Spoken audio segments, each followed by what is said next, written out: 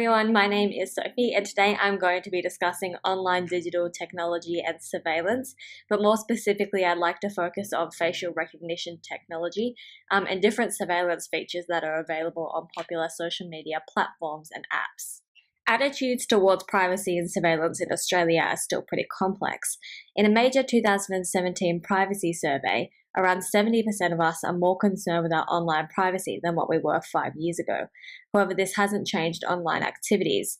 It shows that 80% of Australian internet users still have a social media profile. Most Australians appear not to be concerned about the recently introduced facial recognition technology. Only around 1 in 3 respondents to a Ray Morgan study show that they have concerns about having their face available on a mass database. Facial recognition software actually brings up a pretty huge debate when it comes to privacy.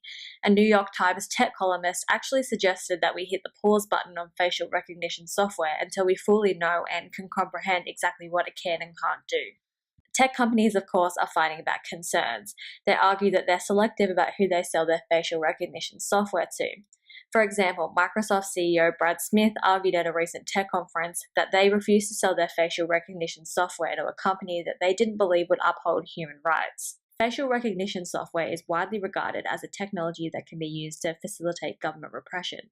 There is a fear that police will use facial recognition software to identify and track down legal protesters, undocumented immigrants, and other vulnerable groups.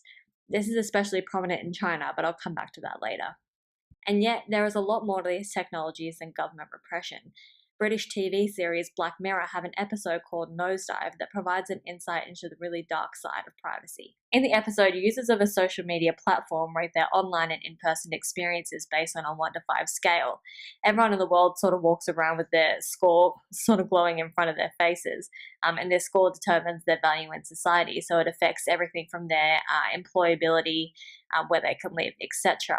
The protagonist Lacey has a respectable 4.2 score, but the episode title definitely hints at what's to come next. Coming away from my Netflix binges, I'd like to take a deeper dive into the use of facial recognition in China. This technology is being really aggressively implemented in China.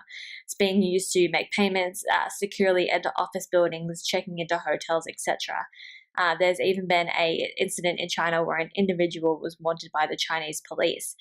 He attended a concert where there were around 50,000 people in attendance, and with the use of facial recognition technology, police were able to identify him and arrest him. So while we're aware of the issues of surveillance, there's evidence to show that we aren't really doing anything about it.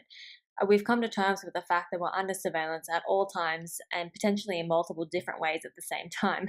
Digital surveillance is growing steadily and thicker, and facial recognition technology is definitely just making that denser. And that's all I have for you today. Please let me know what your thoughts and opinions are in all the subjects that I've raised in the comments below, and I will see you next time. Bye!